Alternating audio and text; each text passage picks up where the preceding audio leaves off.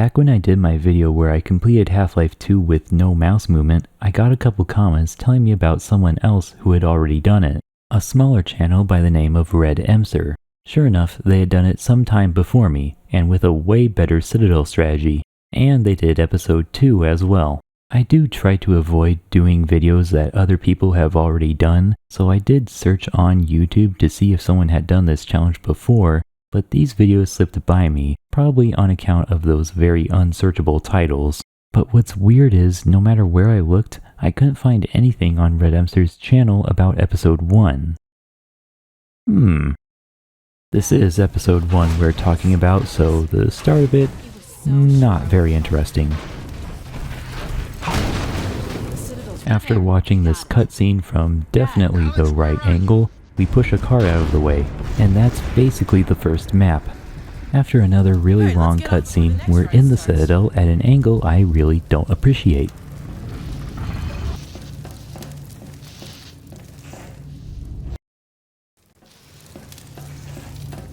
Can you find where those roller mines are going? I've got an idea how to use one here.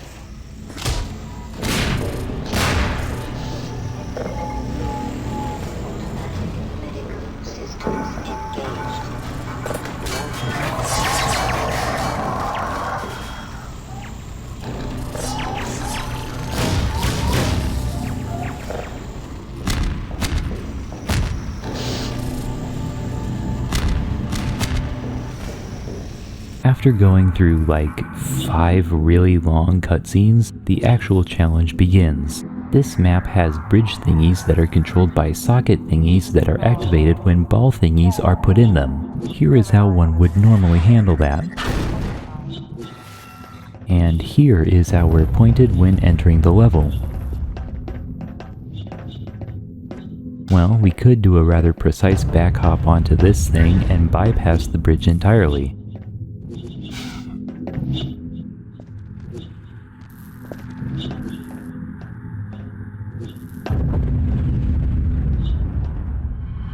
We can do similar things for the other 2 bridges in this map, and that will get us across, but once we get to this door, we're stuck. Only Alex can open this door, and there's no way around this.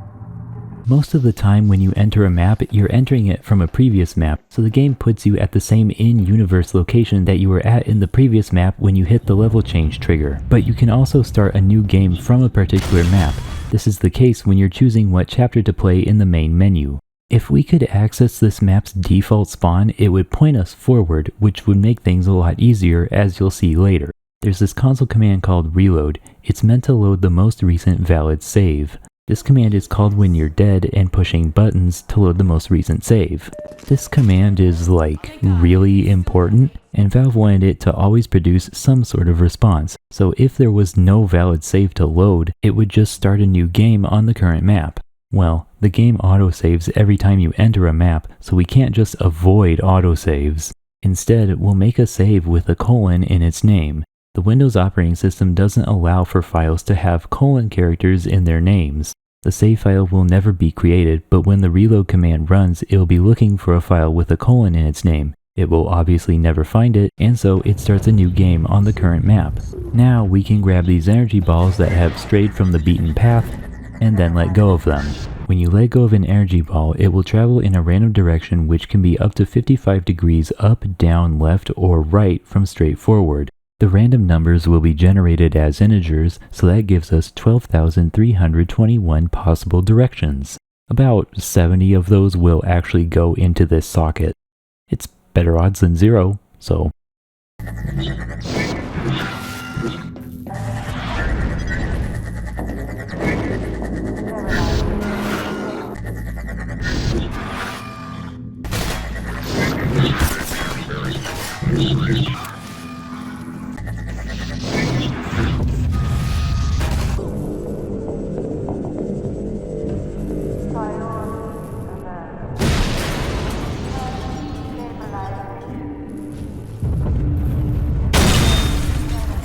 Did you see that? No, Alex, I really did not. Then there's the elevator map. We can get the balls into the sockets, but we also have to deal with falling debris, and no matter what I tried, I couldn't make this work. By the time the debris is in your crosshair, it's already too late. If only we had some way to look up.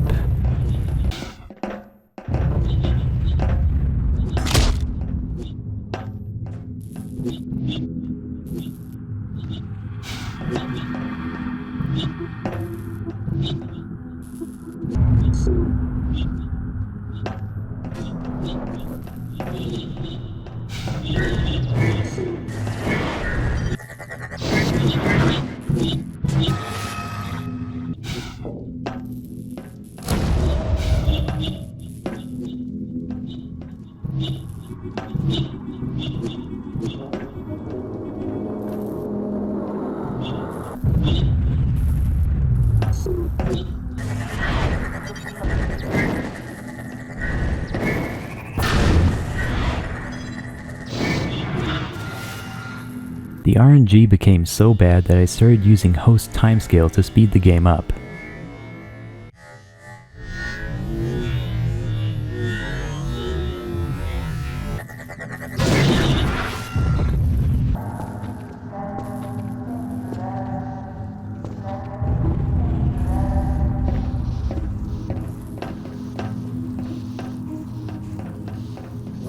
This is the power of 11 degrees. Yeah, we must be on the right track. The first piece of debris is deflected with an energy ball. The second piece does nothing. Number 3 can simply be grabbed. One ball will move this monitor to create a gap, and then a second ball will go through the gap.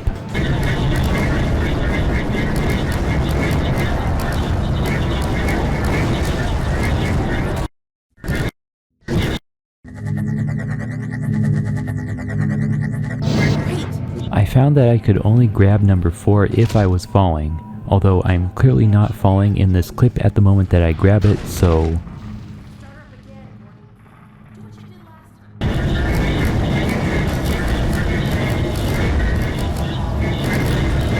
Since the elevator started moving without me, I have to find another way down. In the corner, you can see how I did this without mouse movement, but I also want to show you how to do it with mouse movement. It's the same route, but it's a lot easier to understand what's happening.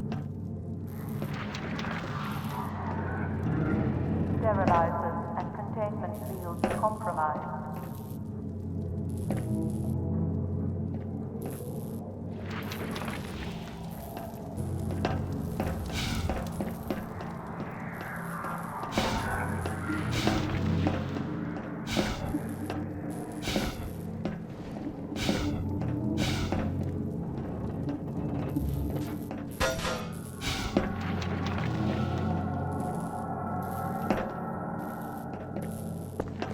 So you may wonder why we didn't just do that in the first place.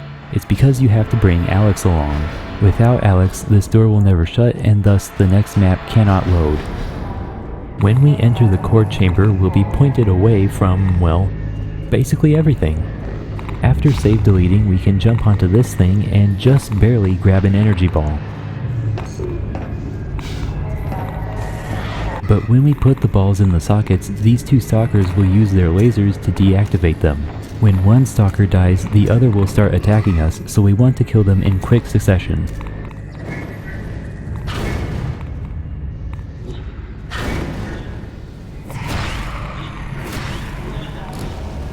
Let's look at that again in detail.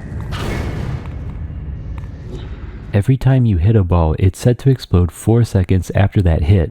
Hitting the ball a second time delays the explosion for long enough that it can take out both stalkers. Energy balls have a hidden mechanic where they will subtly cheese the way that they bounce to hit more enemies.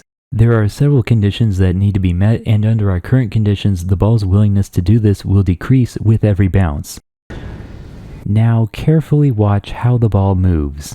The ball bounces on the middle platform, and this is the final key to hitting the second stalker. If the ball didn't do this bounce, it would fall below the platform that the stalker is on, and it would never accomplish anything.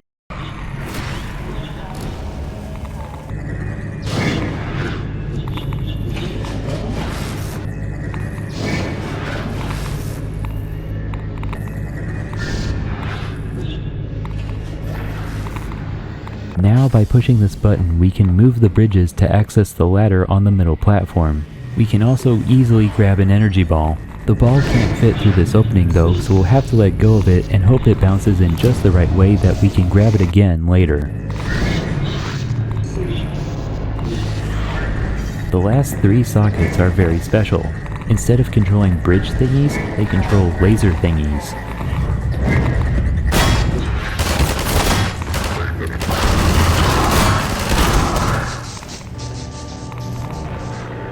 We quickly run into a problem.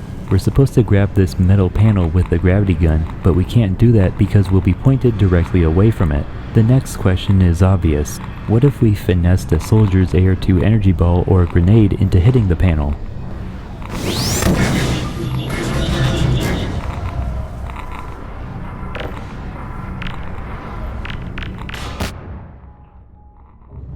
This is a thing that you can do.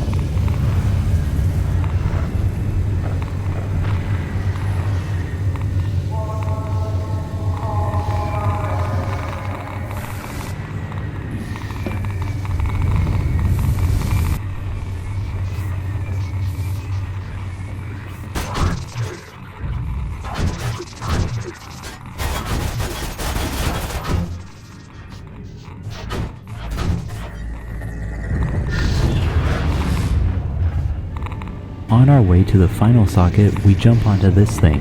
When you jump onto a rotating platform, you will rotate with it. You can also jump to temporarily not rotate with it. This allows us to get any angle that we want.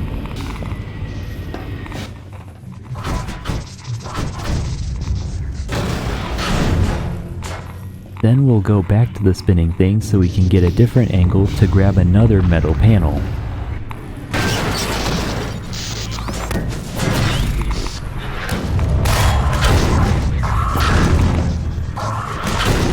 We'll change our angle one more time so we can easily grab the energy balls.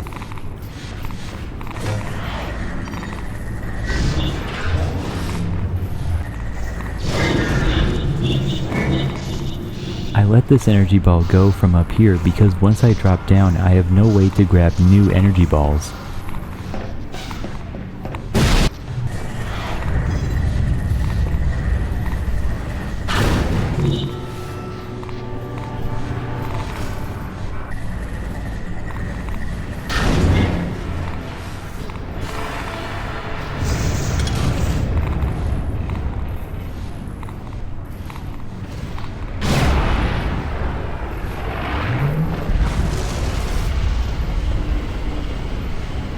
And this is where everything comes to a screeching halt. After the train crashes, you'll always be pointed in the same direction. It doesn't matter what your angle was beforehand, and there's no way to influence this. In order to progress, we're supposed to lift this stalker off of Alex, but with the angle that we're at, we cannot reach it. That's all there is to it. Just like that, all of our hopes have been dashed. I can't be too upset though, because we did get through some of the most complex maps in the series.